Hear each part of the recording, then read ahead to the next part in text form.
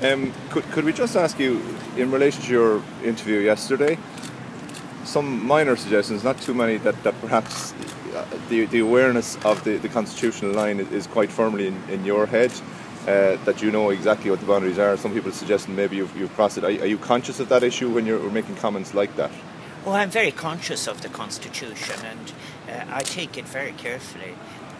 I suppose in addition to just the text of the Constitution itself, you also have to bear in mind the oath I take on taking office, which is Malone Yihiligan of San Lassakas phone of Muintanahera. That is to use all of my abilities for the welfare of the people of Ireland.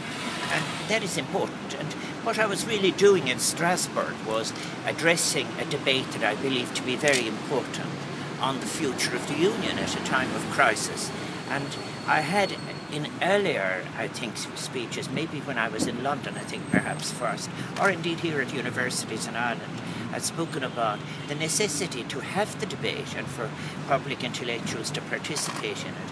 And then in Strasbourg, what I was really looking at was the importance of restoring the spirit that was there in the founding treaties, and I made some reference to that. And then obviously, taking Jacques Delors' statement, for example, that what you need are not just firefighters but architects for the future of the European Union, I then make my contribution. And of course people aren't required to agree with me, but it is interpreting, as I feel it, my contribution into a debate that is very, very important. And then be very clear with you, my debate, or rather my interview with Jamie Smith in the Financial Times, which went on for just an hour and which is summarised, it really is of the same nature.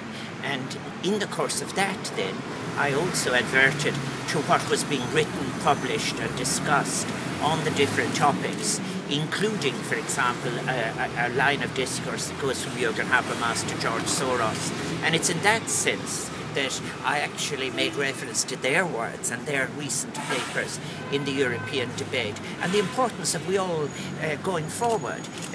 There is no difficulty at all, as far as I am concerned, about what I am doing in terms of it being both positive and being clearly within what I think is both proper, right and constitutional. And is it your intention to continue to express your views in this regard?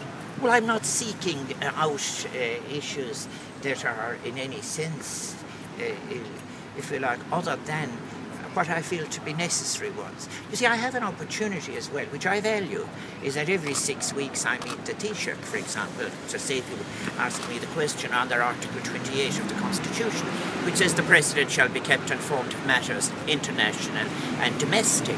And we have very good meetings because it's an opportunity for a Taoiseach, and he has been very thorough about it in briefing me on what is happening in Ireland and Europe, and I in turn, it's a two-way conversation. I have been having meetings, I've been moving around the civil society, and it's an opportunity for me to reflect to him and hear from him what, if you like, the course of the discourse is at home.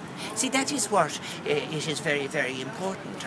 I do think nobody would thank any of us for looking on at very serious situations in Europe, be it unemployment or poverty, or be it a kind of institutional inflexibility or whatever, and to just not put our tuppence into the debate, and to do so positively in a way of trying to be of help. I spoke in Strasbourg, remember, and it was very interesting as well, that as far as I was concerned, nearly everyone had recognised the unemployment problem now, and the issue was as to what we do about it. And then finally, I do think that maybe if there is a running theme running through all of these contributions of mine, it is that policy choices are supported by intellectual positions and institutions. And what I'm really saying is, at a time like this, you really need all of the instruments that are available to you, all of the intellectual, different, pluralist choices. And that's the case I'm making. And then after that, that's my business done. Governments do what governments do, and I, as President of Ireland, do what my oath asks me to do. Okay. Thank you so much. Good night, Eileen. Thank you. All right.